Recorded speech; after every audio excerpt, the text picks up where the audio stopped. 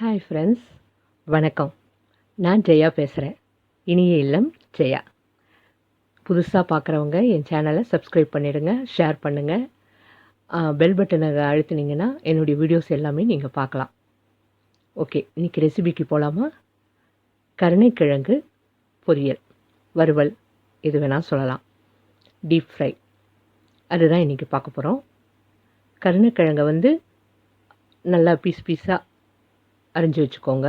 இந்த டைப்பில் ரொம்ப குழன்னு வேகக்கூடாது, வெந்து இருக்கணும், அவ்வளோதான். சாஃப்டாக வெந்து இருக்கணும்.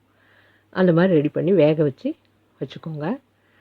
இப்போது மசாலா, அதுக்கு அதை பண்ணுறதுக்கான ஃப்ரை பண்ணுறதுக்கான மசாலா: கடலப்பருப்பு ஊற வச்சுக்கோங்க, இஞ்சி பூண்டு, மிளகு, சோம்பு, மிளகாய், தேவையான அளவு உப்பு.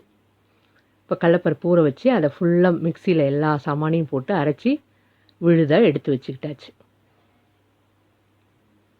பாருங்கள், விழுதை எடுத்து வச்சுக்கிட்டாச்சு. கருணைக்கிழங்கும் வேக வச்சு ரெடி ஆகிடுச்சு. இப்போ ஒரு பேனில் எண்ணெய் ஊற்றி தாராளமாக, ஏன்னா அது ஃப்ரை ஆகணும், அதனால் கொஞ்சம் தாராளமாக எண்ணெய் ஊற்றி கடுகு, உளுத்தம்பருப்பு இதெல்லாம் போட்டு அது பொரிஞ்ச உடனே நம்ம வேக வச்சு வச்சுருக்கோம் இல்லையா, அந்த கருணைக்கிழங்கை அதில் போட்டுக்கணும்.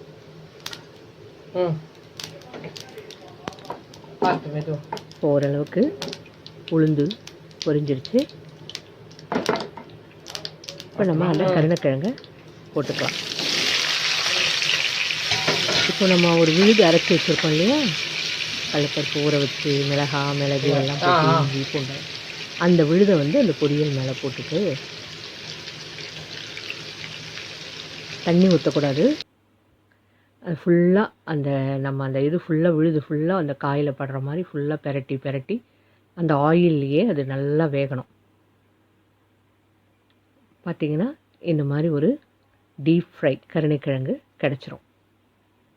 சூப்பராக இருக்கும், முறுன்னு, நல்லா காரசாரமாக, ரொம்ப நல்லாயிருக்கும். உங்களுக்கு பிடிச்சிருக்குன்னு நினைக்கிறேன். பாய்.